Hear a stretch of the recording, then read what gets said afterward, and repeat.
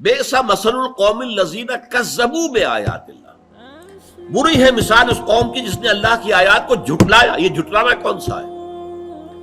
دیکھیے، جھٹلانا کسی شے کا دو طریقے سے ہوتا ہے، قولاً یا حالاً۔ آپ کہتے ہیں تورات اللہ کی کتاب نہیں ہے، یا آپ کہتے ہیں خدا نے خواستہ قرآن اللہ کی کتاب نہیں ہے، یہ بھی تکذیب ہوئی قرآن کی، جھٹلانا ہو گیا، اور یہ ظاہری طور پر علی الاعلان جھٹلانا ہو گیا۔ ایک ہے عملی طور پر حال کے انداز میں جھٹلانا۔ کیا مانی؟ ہاں قرآن اللہ کا کلام تو ہے، لیکن کیا کروں، سود کے بغیر تو گزارا نہیں۔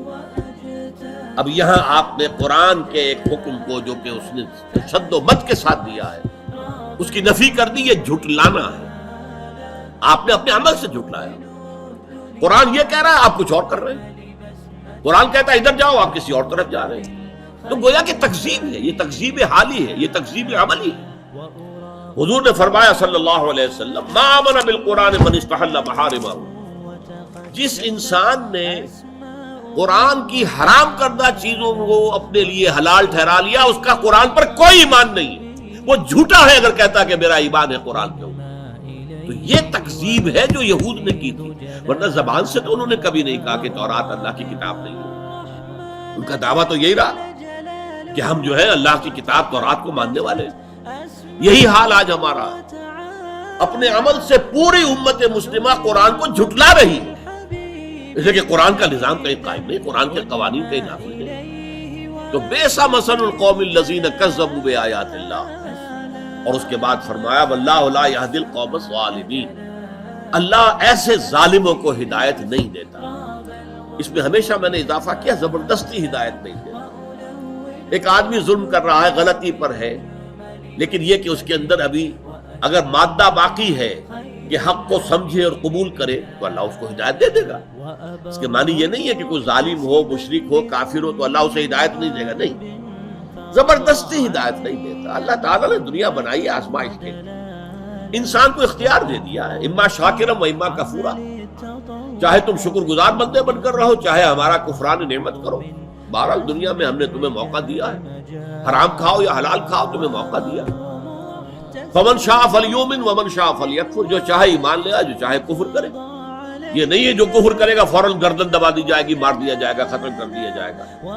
آخر حضور کے مخالفین بدترین تھے کافر، ابو جہل ہو کوئی ہو، تو انہیں چھوٹ دی گئی کہ نہیں۔ تو یہ تو اصل میں قرآن جو ہے کہتا ہے کہ یہ دنیا تو آزمائش ہے، لیکن اللہ نہ زبردستی کسی کو گمراہ کرتا ہے، نہ زبردستی کسی کو ہدایت دیتا ہے۔ اگر وہ زبردستی گمراہ کرے یا ہدایت دے تو پھر وہ چوائس تو ختم ہو گیا، پھر وہ امتحان کا معاملہ تو ختم ہو گیا۔ جس کو اقبال کہتا ہے قرآن مجید کی آیت کی ترجمانی کرتے ہوئے، قرآن کہتا ہے خلق الموت والحیات لیبلوکم ایکم احسن عملا، اس نے یہ موت و حیات کا سلسلہ اس لیے بنایا ہے کہ تمہیں آزمائے کہ کون ہے تم میں سے اچھے عمل کرنے والے۔ اسی کو علامہ اقبال نے کہا قلزم ہستی سے تو ابراہ مانند حباب، کیا ہماری حیثیت ہے، یہ پوری کائنات، اس میں میرا اور آپ کا کیا مقام ہے؟ بلبلہ، جیسے سمندر کے اوپر پانی کا کوئی بلبلہ بن گیا ہو تو سمندر کے پانی سے اس بلبلے کی کیا نسبت، لیکن یہ بلبلہ بہت عظیم ہے۔ یہ انسان، اس کو جو ہے خلافت الارض دی گئی ہے، زمین کا خلیفہ بنایا گیا، لیکن بہت پیارا انداز ہے یہ، قلزم ہستی سے تو ابراہ مانند حباب، اس ضیاء خانے میں تیرا امتحان ہے زندگی، یہ زندگی جو ہے امتحان کے لیے۔ اس اعتبار سے ان اللہ لا یہدی القوم الظالمین، اللہ ایسے ظالموں کو زبردستی ہدایت نہیں دیتا۔ سورہ صف میں یہ مضمون 2 دفعہ آیا، واللہ لا یہدی القوم الفاسقین، ایسے فاسقوں کو اللہ زبردستی ہدایت نہیں دیتا۔ واللہ لا یہدی القوم الظالمین، اللہ ایسے ظالموں کو ہدایت نہیں دیتا زبردستی۔ یہاں پر دوسرا لفظ آیا ظالمین، اور اگلی سورت جو ہے سورہ منافقون، اس کے بعد ہمیں اسی کا مطالعہ کرنا ہے، اس میں ان اللہ لا یہدی القوم الفاسقین دوبارہ آیا۔